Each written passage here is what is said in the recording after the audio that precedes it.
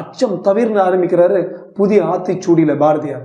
அந்த அச்சத்தை விட்டுட்டே நம்ம தானே ஜாஸ்தி, நம்ம நினச்சா, நீங்கள் ரொம்ப அழகாக கேட்டிங்களே அவர் இது சொல்லுவாரான்னு. இவர் மட்டும் இல்லைங்க, யார் ஆனாலும், நான் தொல் திருமாவளவன் சொல்கிறேன், திகா ஆளுங்கிட்ட சொல்கிறேன், தயவு செய்து ஒரு மாதம் தேர்தலுக்கு முன்னால் டெய்லி இதை நீங்கள்லாம் 80% மெஜாரிட்டி, ஆனால் இப்படி நான் சொல்கிறேன்னு சொல்லட்டும்.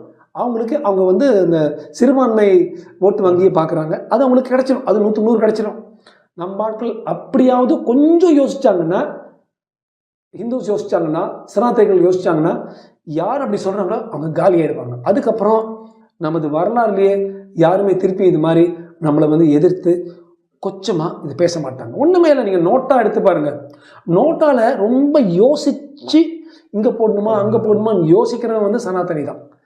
எல்லாருக்கும் தெரியும். இது என்னுடைய ஃபேக்ட்ஸ் இல்லை, இந்த டேட்டா இருக்குது.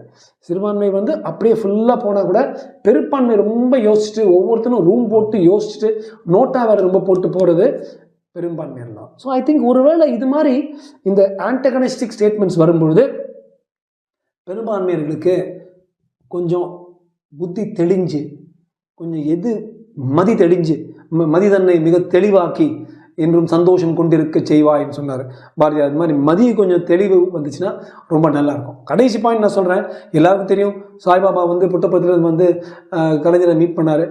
என்ன வேணும்னு கேட்டார், லிங்கத்தை கொடுங்கன்னா லிங்கத்தை எடுத்து கொடுத்தாரு.